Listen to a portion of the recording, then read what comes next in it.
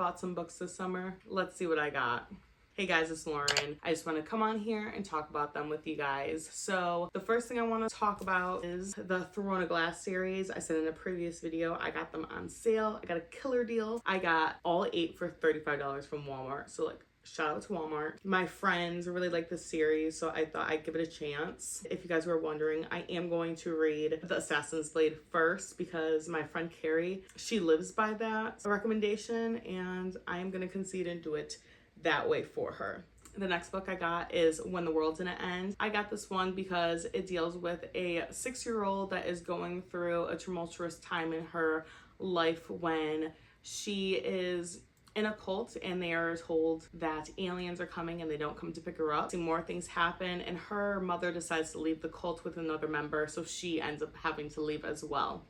And you are being told her life story from her 6-year-old point of view through the diaries that she has written. So far it's really good. I'm like about halfway through. The next book is White Cat Black Dog. This book is interesting. It's a bunch of short stories about fairy tales. I did DNF it, I have to say. I did like the first couple stories, but after that I kind of lost interest in it. Okay, then I have Anxious People. I love Frederick Bachman's work and I will pick up anything that he writes. This is about people that are in a bank while it's being robbed and you are getting either their like backstories or what's going on. And I heard it's very good. The Art Thief. Finkel gives us one of the most remarkable true crime narratives of our time. A riveting story of art, theft, love, and an insatiable hunger to possess beauty at any cost. And it got me. The next book is The Girl on the Other Side, and this you follow a young girl that is left in a town by herself and she is becoming friends with an inhuman. You are turned to this inhuman being if you touch one of them, and so she is friends with one of them and he like teaches her. The next book is Tomorrow and Tomorrow and Tomorrow. I believe you follow 2 friends through their lives from the early 20s on, and maybe a relationship as well. I've heard such great things about this, so I can't wait to like learn what it's about. All right, God of Malice. I did already read this book. You follow 2 college students and the man is stalking the female and they get in a very unhealthy relationship. I gave this book 3 stars. If you like dark romance, I know this is like one of the fan favorites, so read at your own risk. All right, Haunting Adeline. I also did read this. I gave this book 4 stars though. It only got this because I read it like a thriller and not a romance. If you read it like a romance, you're in for a very dark ride. The next book is The Winners, and I picked this up at a little free library. You follow the I don't know if you follow the same people, but you follow the town Beartown from his earlier novel, and that's all I needed to know. I have Beartown, I have not read it, but I will be reading this one after I finish that. The next book is The Nightingale. You follow 2 sisters through the time of World War II, and they have very different lives. In this, they took 2 different paths, and you get to see their beautiful relationship play out. I bought Masters of Death, and this, I know it has vampires, poltergeists, and ghosts in there, and that's all I needed to know. I've never read from Olivia Blake, but I know a lot of people like her, and I thought I would give her a try. Then I got a child's book. It's called Spirit Animal. I got this one because I want to do a book on some of my favorite animals, and sharks are one of my favorite animals, and cows.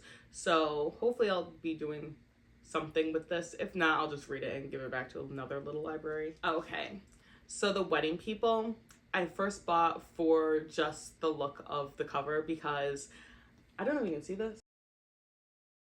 I think this cover is beautiful. It's so fun and like summer. It's sometimes even almost like a little fall-y, like end of summer. And I noticed a lot of new covers are starting to do this artwork, which I'm really into. But you follow a woman that arrives at this hotel and she has been dreaming about this vacation for her whole life, and she gets mistaken for a wedding guest. And then you follow the bride, which has her whole wedding planned out perfectly except for the unexpected guest that shows up. And then you follow their, I want to call it friend. Well, I don't know if it's a friendship or not, but they end up confiding in each other, and I heard it's very good, lots of laughs and like sweet moment between the girls. Okay, The Ritual is next. I read this book. I gave it a 3 stars, or actually I gave it 4 stars. This was my favorite out of the 3 dark romances I read. You follow, again, 2 college students, and he is part of this like secret society, and she becomes his lady, and then somebody out for revenge on them. It was pretty good. I'd read it if you like dark romance. Okay, Station 11 I picked up at a free little library. It is a little coffee stained, but that's okay. So you follow a city where a flu pandemic arrives, and within a week civilization is ending. And I think you might follow multiple people or just one person throughout their time. I'm not really sure, but I'm really excited to read this. I've heard really good things about it. Then I bought The God of the Woods. Now, this cover is so nice. You follow a girl at summer camp, and one night she disappears, and this is not the first child of this family that has disappeared. I think like 10 or 14 years earlier, her brother disappeared the same way.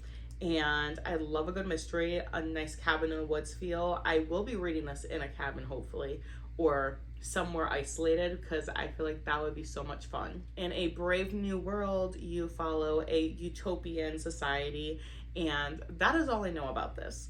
I don't think I've read a lot of utopian societies. I've read a lot of dystopian, so I'm excited to read more about them. A Werewolf's Guide to Seducing a Vampire.